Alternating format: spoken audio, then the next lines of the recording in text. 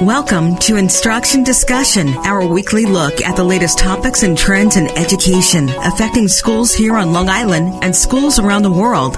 Whether you're a teacher, parent, or student, listen for tips and strategies to help you navigate the educational landscape. There's a bell. It's time to start today's Instruction Discussion on the voice of Nassau Community College, 90.3 WHPC. Hello, I'm Kevin Boston Hill, and welcome to Instruction Discussion, where each week we will examine a recent trend or development in education and its impact on Long Island. Households across America grapple with the question of what their children will do when they graduate from high school. They worry that the education they receive will not be enough for them to compete in the ever-changing global economy. Indeed, many feel that the education they do receive must go beyond books. Some kind of training must be incorporated as well. The federal government has taken steps to support increasing training opportunities by providing more funding to apprenticeship programs, up from $30 million per year to more than $250 million per year. But even with this increase, the United States still lags behind most other countries in terms of apprenticeship programs. This is where NAF comes in. Understanding the need to help students in marginalized communities gain the skills necessary to succeed in today's work environment, especially when we know today's students will change jobs and even industries several times in their lifetimes, NAF has established academies across the country to bring schools and businesses together and build upon the traditional CTE approach. Now, I have mentioned in the past that as a result of their offerings, NAF Academies boast a 99% graduation rate, with 88% of graduates planning to go on to college. Well, to tell us more about the impact of NAF's work-based learning opportunities, today we welcome back Courtney Savoia, NAF Assistant Director of Communications, and joining her is Jennifer Pautz, NAF Assistant Vice President, Policy and Advocacy. Ladies, welcome to Instruction Discussion on 90.3 WHPC. Thank you. We're happy to be here. Excellent. Well, again, I think the last time that we were able to speak, we spoke a little bit about the reach of NAF Academies. So just remind our listeners about how many NAF Academies there are in operation currently and where they are located. Yeah, great. So as you mentioned, NAF, we're an educational nonprofit that works with students to be future ready through career-themed academies, both on that curriculum side and what we'll talk about more the work-based learning side. So we started in New York City with one academy over 40 years ago, and now we're 600 academies, 34 states and territories, serving over 113,000 students every year. Excellent. And how can a school or school district or even just a family get involved with a NAF Academy? Yeah, great question. So, we're in a lot of district level or individual schools. So if you're at a school with a NAF Academy, you simply, as a student or as a parent, ask for information. And if you're interested in joining, you just kind of indicate you're interested. There's no application procedure or requirements. It's open enrollment for students. They are in particular, career themes. We have 5 main ones. So that's kind of how, from students' parents, if you're in a NAF district, that's kind of how you can get involved. And if you're in an area where there aren't NAF academies, of course, you can always check out our website, naf.org, to see how you can get a NAF academy started in your district. And we have a lot of other resources out there that are free for students interested in work-based and career-connected learning if they don't have a NAF Academy in their district. And I would assume that in order to find out if their district is a NAF or NAF district, that they can go to naf.org to find out that information as well. Yeah, absolutely. We have a nice handy map. You can pick your state and see a list of all of the academies and districts in the state. Now, let's get into the weeds of it a little bit, because I know I've been tossing around these acronyms like CTE and so forth. Just explain to our listeners, what is CTE and how does that really benefit our students?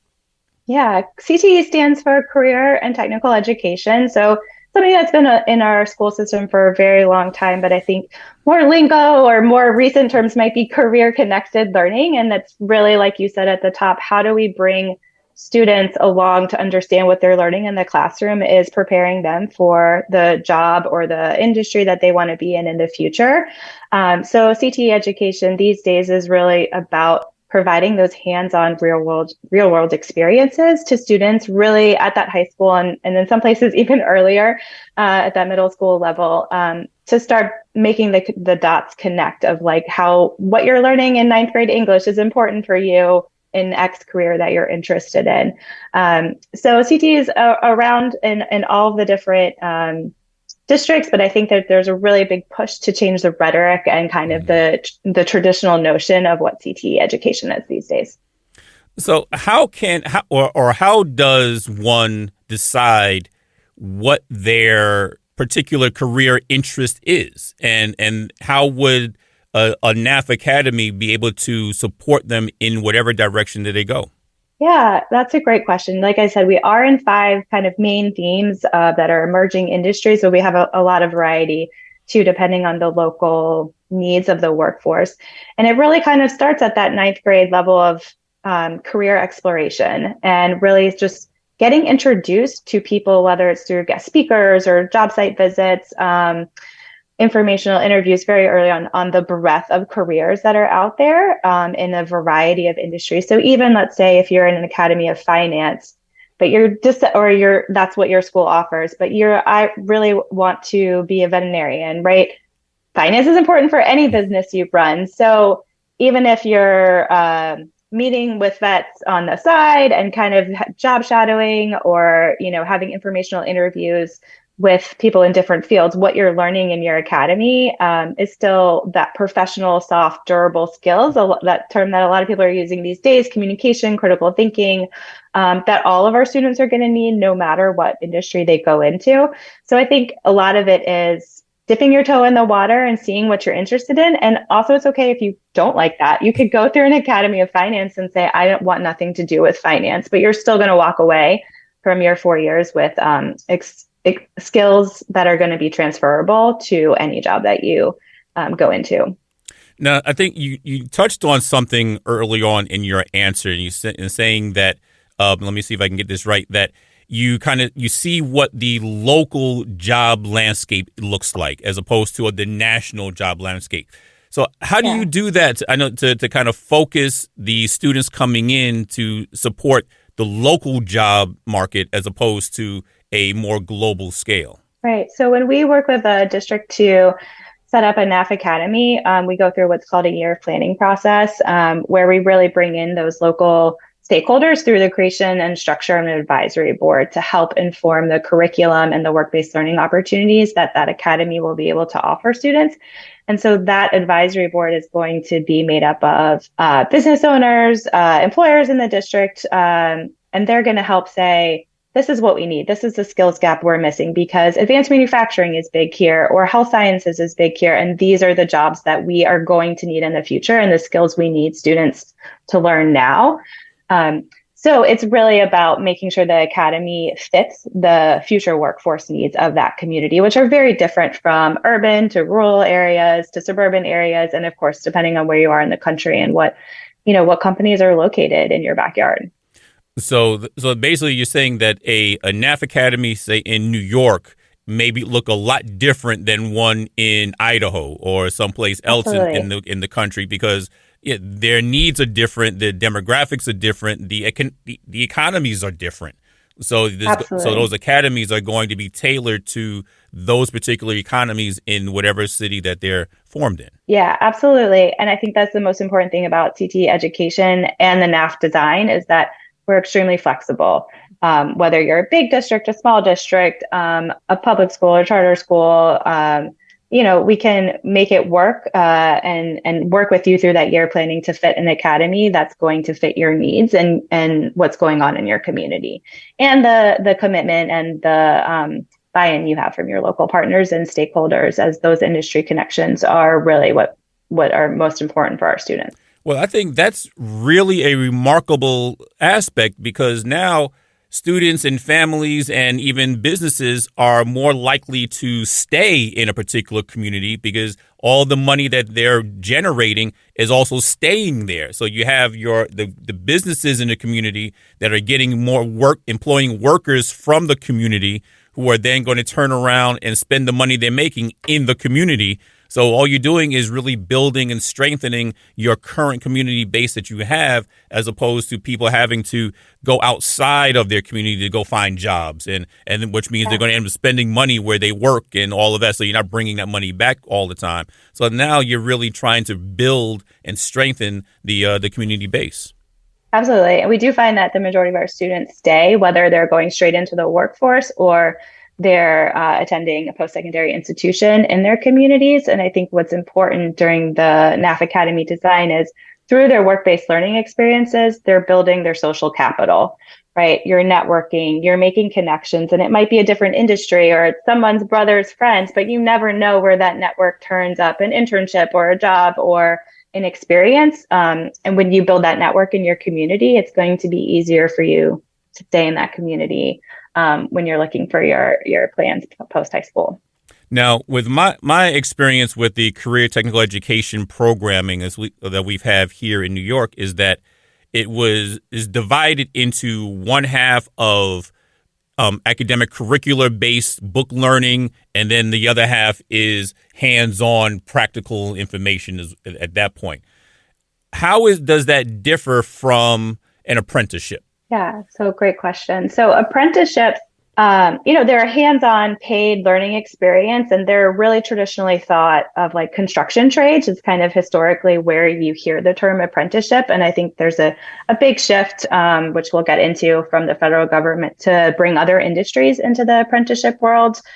But apprenticeship usually starts around 16 to 21 or even older. And it can sometimes be what someone enters when they really know that that's a career path for them, when they're really focused on those skill sets that they want to develop or they want to work with that particular employer, versus general work-based learning opportunities, which we can think of are not necessarily industry or employer specific. They can be guest speakers, job shadows, career fairs, hopefully an internship at some point, but you're learning a broader array of skills that can be transferable to different jobs and industries, rather than apprenticeships, which is really, you're learning the skill set for that specific job, for that specific employer. And they do, at least if they're registered apprenticeship programs, also have a lot of requirements and reporting to keep them registered, which can make them a little bit harder from an administrative standpoint to get off the ground. Now, we've already mentioned several times how the federal government is really getting more involved and more behind a lot of these apprenticeship programs. But I think they're also getting into other work-based learning type of opportunities as well. What are some of the benefits and pitfalls of what the government is doing currently regarding apprenticeships? Yeah, well, I think the benefits to their recent rulemaking that they released earlier this year, and to generally more of a push about career-connected learning, is that we're changing the narrative on what CTE education is, and that all students, no matter what industry they're going to, really need the hands-on experience during high school to figure out and be exposed to different career paths to keep them engaged through school. So I think the national conversation around work-based learning and career-connected learning is wonderful for this entire sector, and kind of changing that traditional mindset of what CTE and apprenticeship education can be. I think particularly in the government's recent rulemaking, which the Department of Labor released a notice for proposed rulemaking earlier this year on changes to the apprenticeship program, they did create in that proposed rulemaking a CTE apprenticeship model, which would kind of be a separate and additional system than the general apprenticeship system that we already have established. And NAF's comment that we submitted is that let's just do work-based learning at high school level. Let's not create something else. We've got, an avenue through programs like our NAF Academies to provide work-based learning experiences to all high school students. Apprenticeships, like we talked about, it can be very specific sometimes. And so it's not necessarily something that's open for access to for all students. And you have to also know that that apprenticeship exists. And sometimes you need a few pre-steps to get there. You need to meet someone who's in that job or in that trade. You need to be introduced to the employer to know that that's what you want to do, and to know that going on an apprenticeship path, you're really making a commitment to that employer and what you're learning. So we kind of see work-based learning as a little bit more accessible to everyone and to all high school students. And to something that's just more transferable to industry. As you said at the top, Americans, we change jobs every couple of years. It's not how it used to be, where you stay in your job and with your one company for 20, 30 years. So having that transferable skill set and the future-ready skills that you get through a variety of work-based learning experiences is really valuable for all students. You are listening to Instruction Discussion on the voice of Nassau Community College, 90.3 WHPC. My name is Kevin Boston Hill, and our guests today from NAF Academies are Courtney Savoia, NAF Assistant Director of Communications, and Jennifer Pautz, NAF Assistant Vice President, Policy and Advocacy. Now, of course, I keep mentioning Courtney, even though she's off camera and she's being very silent and everything, but you're doing just fine with us. And I guess, and I like the point that you raise as far as the need. Let's just do work-based experiences, because from a typical K-12 experience or environment, now they're doing more project-based learning. As opposed to just teaching subjects in silos. They're showing how different subjects are interconnected so that you come up with a project that is relevant to what you're doing, so that you're learning without really thinking you're learning. Mm-hmm. Why not just do that in the work-based environment as well? So that, because most people end up learning a skill by doing the skill, as opposed to sitting in a classroom or even being with one person. Because as we said, people change, especially now. Today's worker is going to change jobs every 2 to 3 years. So in a 20-year span, they're going to have 4 or 5 jobs, as opposed to when we were growing up, it was 20-year span, you have 1 job, maybe 2. So it's going to be locked into one person for an apprenticeship may not be what people want to do. They want to experience and explore different things that are out there, and then kind of create a lane for themselves, as opposed to trying to fit into a lane that isn't quite comfortable for them. Yeah, you said it wonderfully. And I think that's why the work-based learning experiences and what we term future-ready skills is so important. So when you think of communication, writing skills, collaboration, working in groups, critical thinking skills, those are the skills we want students to be learning through their work-based learning experiences, because those are going to be applicable to whatever they do. And it's really hard to predict the jobs of the future. When I was growing up, you didn't think that a digital creator and content creator and influencer exist. That wasn't an option. But those skills of learning how to communicate and be creative and be entrepreneurial, those skills can be transferred into being a digital creator. Or whatever the next thing is in 10 years. So I think the focus during those high school years are career exposure, exposing them to different paths, creating those future-ready skills that they really can not just know that they have, but talk about what they have, be able to put on their resume, on their LinkedIn profiles, to be able to share in interviews and with their social network. Well, this is what I've learned through this experience. That's what's going to get them into those job interviews, past the job application searches, because those are the buzzwords we see on job applications, right? Critical thinking, communication, not so much a very specific skill, for that specific job. Yep, and I think that's the important part that we really need to remember, that we have to prepare today's student for jobs that don't yet exist. One in the past, we were preparing students for the current workforce, the current jobs that were there, that we knew were available. Now, there are a certain number of jobs that are available, yes, but 5, 10, 15 years from now, they're not going to be the same jobs. And now you have people who are very specific, with a very specific skill set, that is not transferable. And now what do? That's when your unemployment rates rise unless people go and they see it coming so that they're able to do the shift themselves. But how many people are really going to be that for thinking to be able to see the changes coming on the horizon? At least now this way, they don't have to. They know that no matter what happens, they can pivot and still be part of the workforce that's going to be in the future. Absolutely. And I think the advisory board model that the NAF Academies brings in, that's when we're bringing our industry partners to the table to help inform the curriculum, because they do see a little bit more of the future of what their workforce might need, at least in the near short term, so that they can inform the curriculum. We also have seen work very effectively in a lot of districts as work-based learning coordinators at school level. And it's been something that NAF's been advocating for at the federal level as well, to fund a person who is dedicated in that district to support those work-based learning opportunities, the logistics, the bringing in the partner. What's this job visit going to look like? What's this guest speaker going to talk about? How do I encourage students to follow up? How do I make sure my students are attending?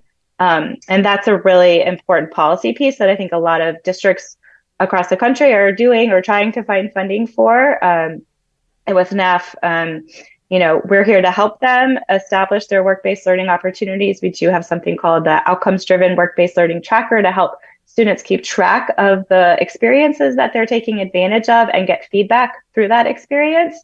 But we think that across the country, work-based learning coordinators really take the burden off of our teachers and our guidance counselors to really full-time focus on creating these opportunities and making the connections and all the details that come with implementing them. Yeah, of course, because we know that our teachers and guidance counselors, they don't have enough to do already, right?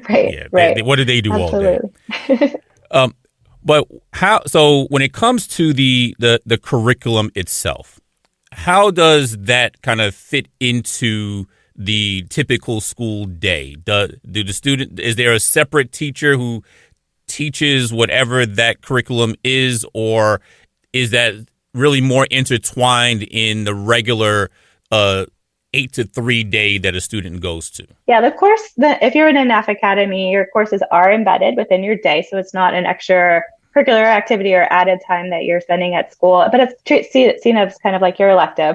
So you might go to your finance class, and then we do have usually a specific teacher, or it could be a couple of teachers who teach a different couple of courses. It depends again on the district and their needs and their resources to provide the curriculum. Of course, leaning on the advisory board for help in shaping that curriculum, and also to lean on them to come in and be guest speakers and provide workshops and things for the students as well. Now, is there any data, or have you decided to find any data that shows a connection between students who are in the NAF Academies and those who also take standardized exams? Is there a correlation with test scores or anything like that? Not that I'm aware of in terms of specific scores, because of course every state, there's a little variation in testing among state policy. But we are seeing them, like you said, high graduation rates, high post-secondary plan options, and just there is a lot of data that supports the more engaged a student is in understanding the purpose of what they're learning at school, the more they're going to stay at school and they're going to show up to school. So I think that's kind of the importance, of making sure they're on a career path, whether it's career or college ready post-high school. Now, we kind of danced around this question a little bit, and we talked about the different academy profiles that are available, or pathways that are available. We said that the finance, that's one, and you said there were 5 of them. So what are the other 4 pathways? Yeah, thank you for bringing us back to that. So there's finance, health sciences, IT, hospitality and tourism, and engineering.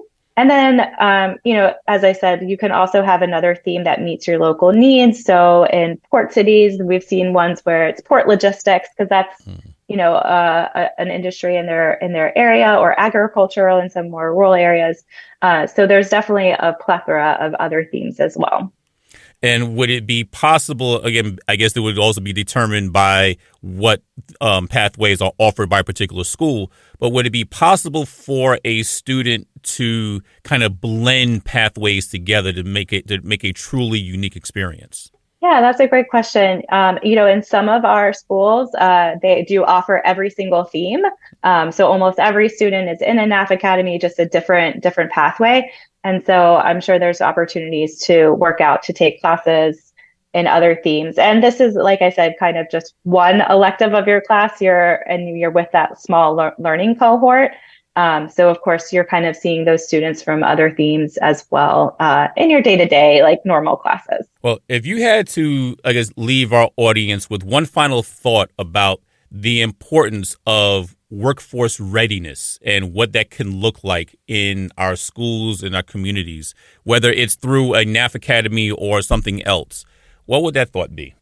So I would leave them with the fact that getting out of the classroom and to meeting people who are doing different jobs, having that connection with the person, I think is the most a valuable experience students can have. So whether it's through a job site or just an informational interview, those connections to see someone else doing what you might be interested in, and even if not formally being serving as a mentor for you, just seeing someone else who looks like you do a job that you're interested in, I think can really change a student's trajectory and mindset when it comes to high school career paths and education.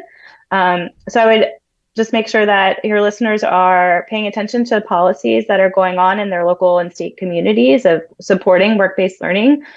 Since you're in New York, there's an awesome coalition called the Work-Based Learning Coalition that Expand Ed Schools runs, NAF's a proud member of, to help encourage policymakers to make sure we're clearing the path and eliminating any obstacles to getting these work-based learning opportunities to students. Well, it really sounds like, as the old African proverb goes, it takes a village to raise a child. Well, it takes a village to make everybody workforce ready as well. Absolutely, yeah. So we would certainly like to thank our guests today from NAF Academies, Courtney Savoia, NAF Assistant Director of Communications, and Jennifer Pautz, NAF Assistant Vice President, Policy and Advocacy, for coming on to our show today. Thank you. It's a pleasure to be here. Thank you for having us. Once again, my name is Kevin Boston Hill, and thank you all for listening to Instruction Discussion, right here on the voice of Nassau Community College, 90.3 WHPC.